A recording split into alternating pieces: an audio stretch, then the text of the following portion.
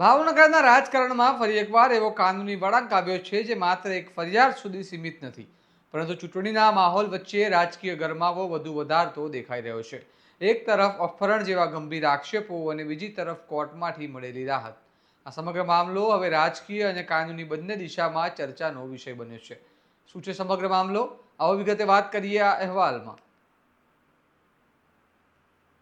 નમસ્કાર, હું છું ચિરાગ વર્ષાબેન. આપ જોઈ રહ્યા છો સ્વમાન. ભાવનગર શહેર કોંગ્રેસ પ્રમુખ મનોહરસિંહ ગોહિલ, જેમને લાલભા તરીકે ઓળખવામાં આવે છે, તેમના સામે દાખલ કરાયેલી એફઆઈઆર હવે હાઈકોર્ટ સુધી પહોંચી ગઈ હતી અને 24 એપ્રિલના રોજ એક વ્યક્તિએ ફરિયાદ નોંધાવી હતી કે તેમના ભાઈ, જે કોંગ્રેસના ઉમેદવાર છે, તેમનું અપહરણ કરવામાં આવ્યું છે અને દબાણ હેઠળ ઉમેદવારી પરત ખેંચવા માટે સહીઓ કરાવવામાં આવી છે.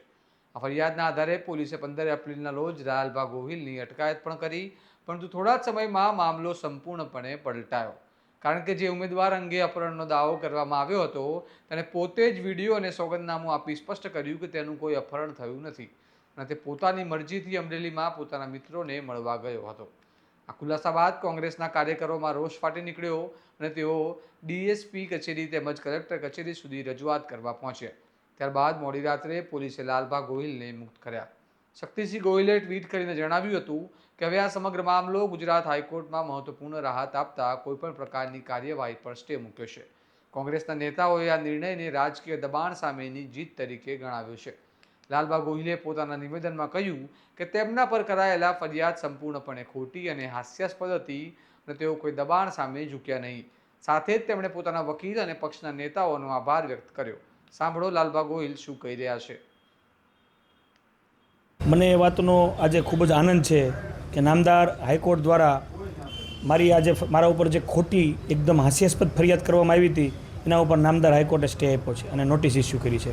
એટલે હું તમામ લોકોનો આભાર માનું છું.